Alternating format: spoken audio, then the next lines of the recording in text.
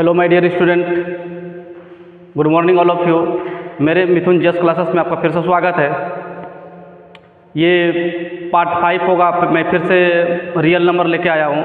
इससे पहले मैं बता चुका हूँ 4 क्लास तक हो चुका है। ये लास्ट क्लास होगा जो कि ख़त्म हो जाना चाहिए। अगर जिसको क्वेश्चन नहीं दिखे तो वो 360 या 380 पिक्सल पे देख सकते हैं। समस्या है कि I have no smart board, मेरे पास सिर्फ वाइट बोर्ड है, इसीलिए थोड़ा सा समस्या है। स्मार्ट बोर्ड रहने के बाद समस्या नहीं होगा, लेकिन आप लोग कोऑपरेट करेंगे तो ज़रूर स्मार्ट बोर्ड हो जाएगा।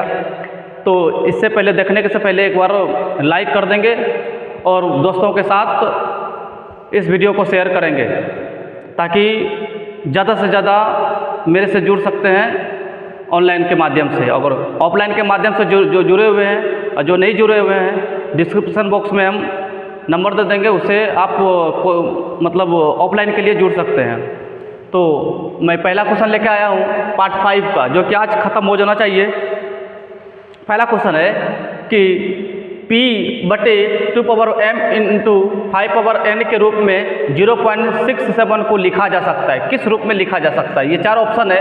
ये 4 ऑप्शन में ऐसा कि इसको किस रूप में लिखा, मतलब इस रूप में होना चाहिए, लेकिन 0.67 को इस रूप में होना चाहिए। m का मान क्या होगा, n का मान क्या है? ये पावर है, बेस के ऊपर पावर है, ये कितना मान होगा, p का मान कितना होगा, इस रूप में हमको कैसे लिखेंगे? तो सबसे पहले ध्यान दीजिएगा, कितना है 0.67। अगर पॉइंट को हटाने के बाद पॉइंट खत्म हो जाता है तो इसके बदले में 67 होता है। इस नीचे पॉइंट के बदला में 1 होता है। ये पहले भी बताया है कि अगर दशमलव खत्म हो गया तो उसके बदले में 1 आता है। जो 2 संख्या है उसके बदला में 2 जीरो होता है। तो 67/100, ये 67/100 तो है ही नहीं, तो नहीं है। पहले इसको हम 100 का हम फैक्टर करेंगे। 100 का फैक्टर करेंगे तो 100 का फैक्टर क्या होगा, इधर कर देते हैं 100। जैसे कि मान लीजिए 50, 25, 5 एकम 5, तो देखिए क्या लिखा हुआ है, ये मेरा p का मान हो गया। तो 2 कितनी बार है? 2 बार। 5 कितनी बार है? 2 बार। तो इस रूप में कहाँ पे है? यहाँ पे है। तो इसलिए P/2m इंटू 5n के रूप में 0.67 को लिखा जा सकता है। तो 67/2 इंटू 5/2 के रूप में हम लिख सकते हैं। तो पहला का आंसर हो गया बी नंबर। दूसरा 3.27 पर रेकरिंग, कॉम्प्लीमेंट भी बोलते हैं, बार भी बोलते हैं और रेकरिंग भी बोलते हैं। 3.27 पर रेकरिंग, इसको रेकरिंग भी बोलते हैं, कॉम्प्लीमेंट भी बोलते हैं और बार भी बोलते हैं। तो इसको क्या बोलेंगे? एक पूर्णांक संख्या बोलेंगे, परिमेय संख्या बोलेंगे, प्राकृतिक संख्या बोलेंगे या अपरिमेय संख्या बोलेंगे। ठीक है। इस रेकरिंग वाला सवाल इससे पहले भी बता चुके हैं कि रेकरिंग जो रहेगा उसके ऊपर, संख्या के ऊपर, उसको कैसे हम बदलेंगे। तो देखिए कैसे बदलते हैं।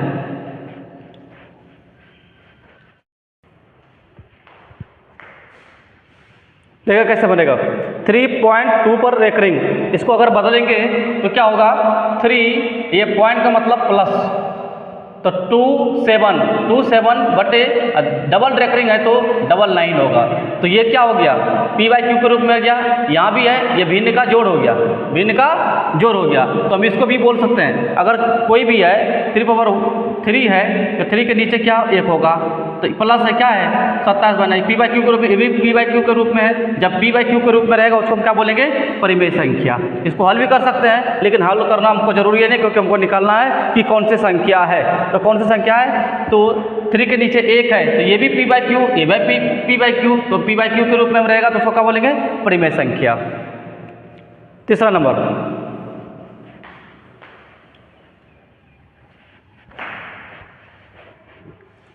कहता 8/0 इंटू 2/0 का मान क्या होगा? किसी भी पावर 0 का मान, किसी भी पावर 0 का मान 1 होता है, इतना याद रखना है। अगर 8/0 का मान 1 होता है, 2/0 का मान 1 होता है, 1 गुना 1, चाहे 1000/0 लिखिए तो मान 1 ही होगा। 1 लाख के ऊपर लिखिए, इस पे 0 बैठाइए तो मान 1 ही होगा। जितना भी संख्या रहेगा उसके पावर 0 रहेगा तो हमेशा 1 मान होता है। इसलिए 8/0 का मान 1 और 2/0 का मान 1 होता है। 1 गुना 1 क्या होता है? 1।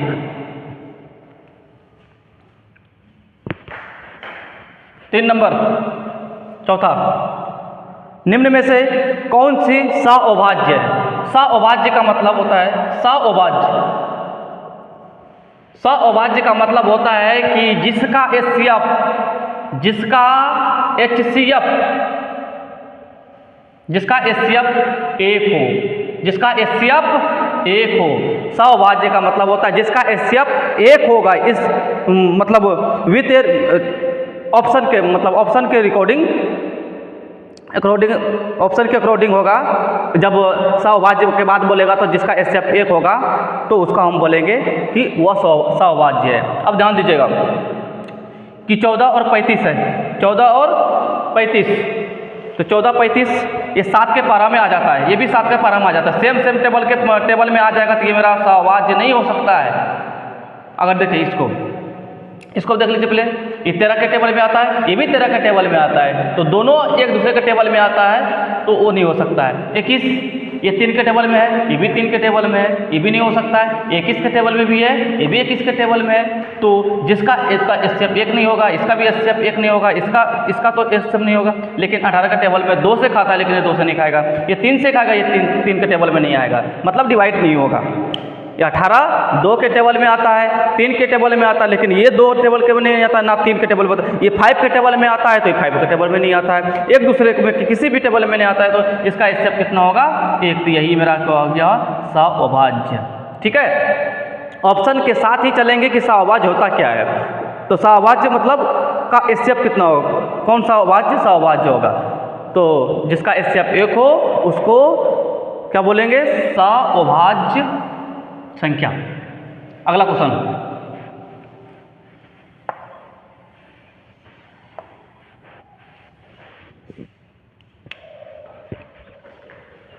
पांचवा,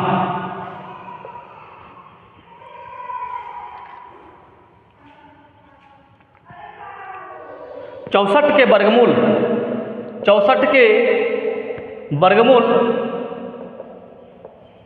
64 के वर्गमूल को 64 के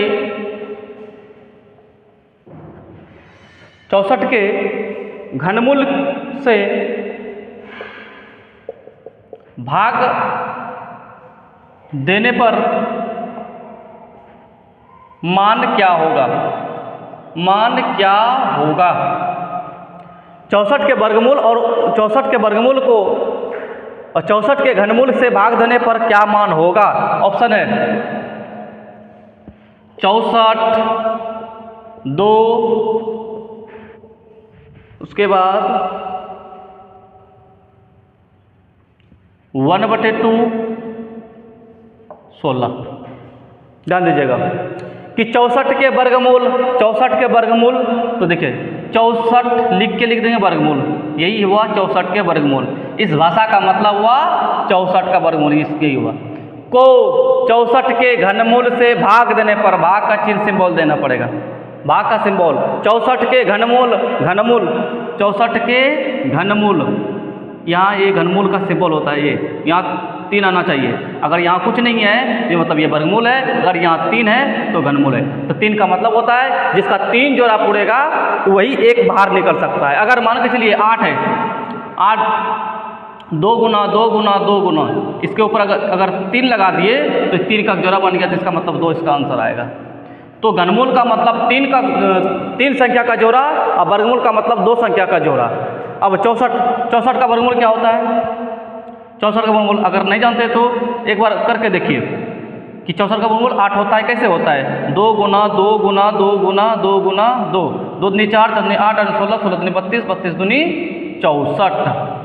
अब नीचे वही लिखेंगे 3 3 4, यहाँ लिखेंगे घनमूल का सिंबल। ठीक है, तो वर्गमूल का मतलब 2 जोड़ा पूरना चाहिए। यहाँ जोड़ा पूर गया, यहाँ जोड़ा पूर गया, यहाँ जोड़ा पूर, मतलब 3 जोड़ा पूरा, तो 3 को 2 बाहर निकलेगा। ठीक है, उसके बाद घनमूल का मतलब 3 का जोड़ा होना चाहिए, 3 संख्या का जोड़ा, तभी हम बोलेंगे, तभी उसको निकाल सकते हैं, अन्यथा वो वर्गमूल रूट के अंदर ही रहेगा। तो 3 का जोड़ा बन गया, ये तीनों में से एक निकलेगा, फिर ये 3 में से एक निकलेगा, तो ये कट गया, ये कट गया, ये कट गया, बचा क्या? 2। तो इसका क्या होगा आंसर? 2।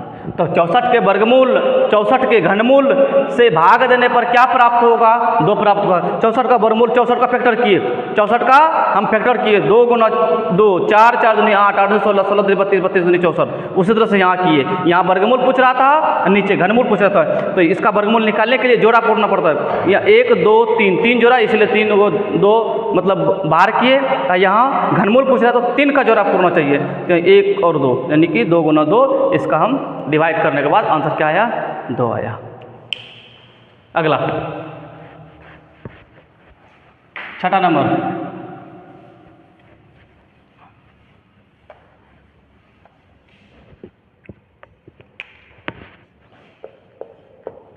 किसी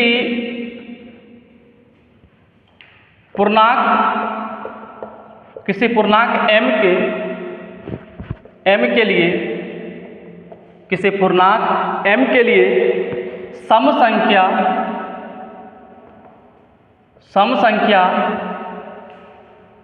का रूप है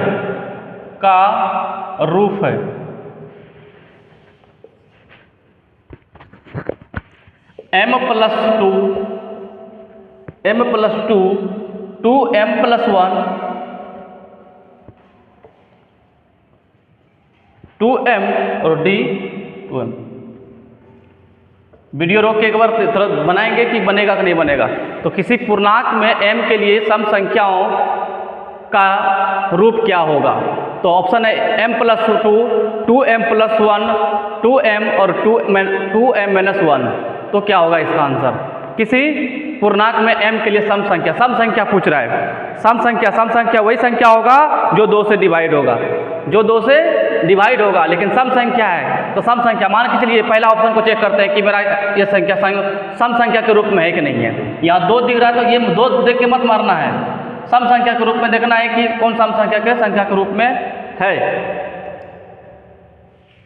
तो देखिए ध्यान दीजिए, अगर मान के लिए m का मान 1 बैठा है तो m का मान 1 बैठाएंगे तो m + 2 तो 1 + 2 तो कितना होगा? 3। ये तो होगा नहीं, इसको चेक करते हैं। 2 × 1 + n 2m + 1, m का मान 1 ये हो गया 3।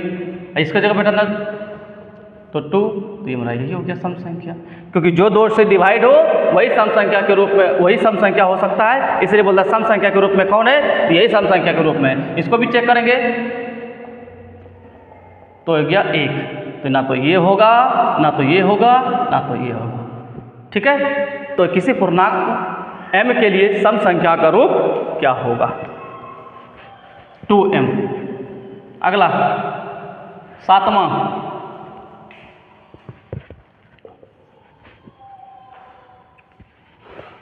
√12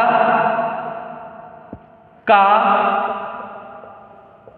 प्रेमीकरण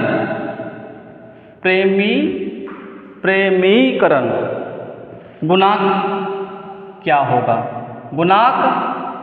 होगा? ऑप्शन में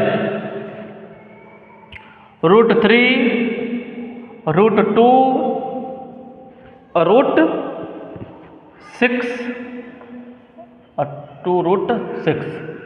तो 12 का परिमेयीकरण क्या होगा? गुणांक क्या होगा? सबसे पहले गुणांक समझिए, गुणांक होता क्या है समझिएगा। जैसे मान के चलिए कि 2x² + 2x है। अगर x का गुणांक पूछेगा, x को अगर यहाँ 5 है, समझिएगा पहले ये क्वेश्चन है। इस क्वेश्चन में बोल रहा है कि x² का गुणांक कितना होगा, x का गुणांक कितना होगा। x² का गुणांक उसके सामने वाला जो होता है वही गुणांक होता है। ये इसके सामने वाला क्या है? 5, मतलब कि जो जिससे गुणा हो रहा है, प्लस 2 फैक्टर में दो भाग में बांटा गया है, 5x और 2x²। तो x² का गुणांक बोल रहा है तो 2 और x का गुणांक बोलेगा तो 5। उसी तरह से इसको करना है कि √12 का परिमेयीकरण गुणांक क्या होगा।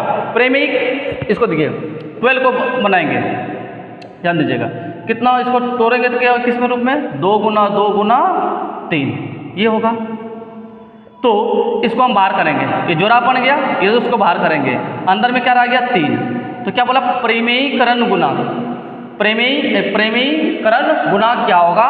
तो ये 3 होगा। क्या होगा? 3 होगा। सिर्फ गुणांक पूछता कि अगर √3 का यहाँ क्वेश्चन रहता कि √12 में √3 का गुना क्या होता है, तब 2 आंसर होता है, लेकिन √12 का प्रमेयीकरण गुना क्या होगा, √3 होगा। कितना, √3, जो वर्गमूल के अंदर रहे, मतलब वर्गमूल से जो बाहर निकल गया, मतलब रूट के अंदर से जो बाहर निकल गया और जो अंदर बच गया उसको बोलते हैं प्रमेयीकरण गुणांक। ठीक है, अगला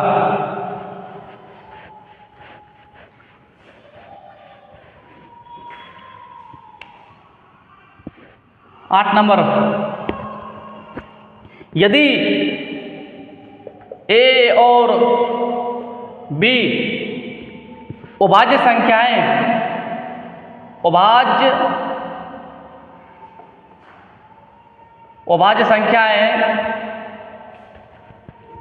है तो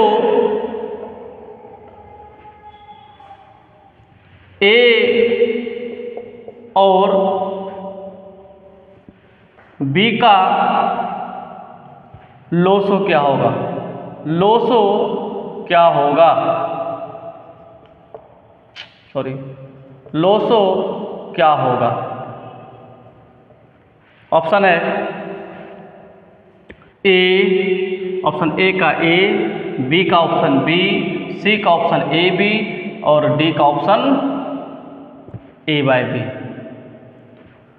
इसी तरह सेम सवाल है कि पार्ट या पार्ट 3 में हम बता चुके थे कि ए और बी का, यानी ए और बी के जगह कुछ और संख्या था, एक्स वाई कुछ भी रहे, तो ए पी और क्यू भी रह सकता है, तो अभाज्य संख्या का एचसीएफ बताए थे, लेकिन यहाँ एलसीएम पूछ रहा है, तो समझिएगा एलसीएम क्या होगा। जैसे मान के लिखिए 2/3 है, 1/5 है, जब इसका हम एलसीएम लेते हैं, ये नीचे का अगर भिन्न का जोड़ करते हैं, तो भिन्न का जोड़ करने के लिए सबसे पहले क्या रूल है, एलसीएम लेना। तो एलसीएम लेते तो आपस में क्या करते हैं, गुना करते हैं, क्योंकि 300 ना तो 5 में, ना तो 3 5 में डिवाइड होगा, ना तो 5 के टेबल में 3 आता है, तो नहीं आता है, तो उस कंडीशन में क्या करेंगे, ये दोनों को आपस में मल्टीपल करेंगे, मतलब गुना करेंगे।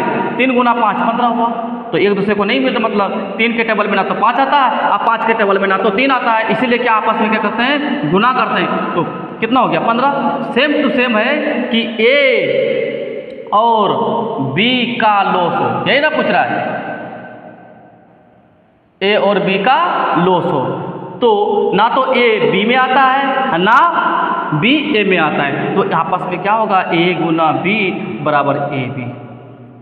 क्यों, क्योंकि ए के टेबल में ना ए मतलब ए ना तो बी को काटेगा ना बी ए को काटेगा, इसीलिए ए गुना बी हो गया, मतलब आपस में क्या कर दिए, मल्टीपल कर दिए, तो ए बी कहाँ होगा, यहाँ पे होगा। तो ए और बी का अभाज्य संख्या, एक अभाज्य संख्या है, तो ए और बी का लोसो क्या होगा, तो ए बी होगा। यही इसी जगह पूछता तो मोसो क्या होगा, तो मोसो अगर यही लोसो नहीं पूछ के यहाँ मोसो पूछता तो क्या आंसर होता। तो हम पिछले क्लास में बता चुके थे कि ए और बी के बीच में हमेशा अगर कोई भी संख्या रहे, मतलब चर के रूप में 2 संख्या जब मोसो ज्ञात करने बोलेगा तो हमेशा क्या होता है, एक। जैसे कि ए का फैक्टर करेंगे 1 गुना ए, अब बी के फैक्टर करेंगे 1 गुना बी, तो बी ए बी तो मिल नहीं रहा है, लेकिन यही मिल रहा है, तो इसका मोसो कितना होगा, 1 होगा।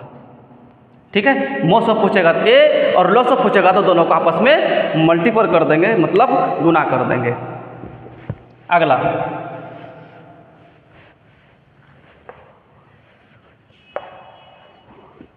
9 नंबर, 96 का अभाज्य, 96 का अभाज्य गुणनखंड क्या होगा, अभाज्य गुणनखंड क्या होगा। Option A number 2/4, 3/2, 2/3, 3/3, C number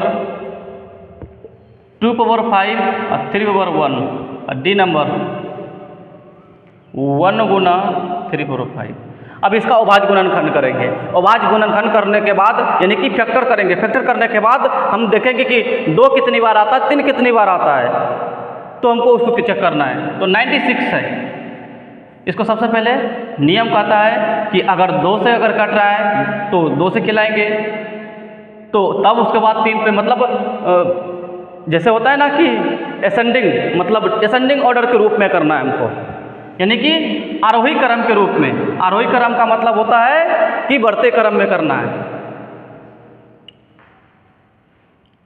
तो 2, ये क्या हो गया 48, फिर ये कितना हो गया 24, ये क्या हो गया 12, फिर ये क्या हो गया 6, फिर 3। तो 2 कितने बार, 1 2 3 4 5, 2/5 और 3/1। ये कहाँ पे है, कहाँ पे है, यहाँ पे है, सी नंबर। तो हो गया 96 का अभाज्य गुणनखंड क्या होगा, अभाज्य मतलब गुणनखंड कर देंगे, देखेंगे कितना 2 बार आया, 5 बार आया और 3 1 बार आया, इसलिए 2/5 × 3/1। एक लास्ट क्वेश्चन है 10। आज मेरा वास्तविक संख्या खत्म हो गया। उसके बाद फिर से लास्ट जब एग्जाम होगा इसको हम रिवाइज करवाएंगे। नंबर 10, 2 संख्याओं का मोसो, 2 संख्याओं का, ये रिकॉर्डेड वीडियो है, कुछ दिन के बाद लाइव वीडियो करके हम आएंगे, लेकिन फिलहाल अभी रिकॉर्डेड वीडियो रहेगा। 2 संख्याओं का मोसो, 2 संख्याओं का मोसो 27 एवं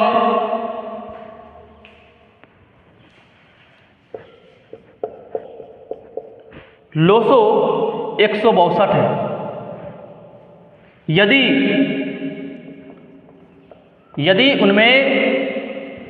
उनमें से एक संख्या 54 है, 54 है, तो दूसरी संख्या ज्ञात करें।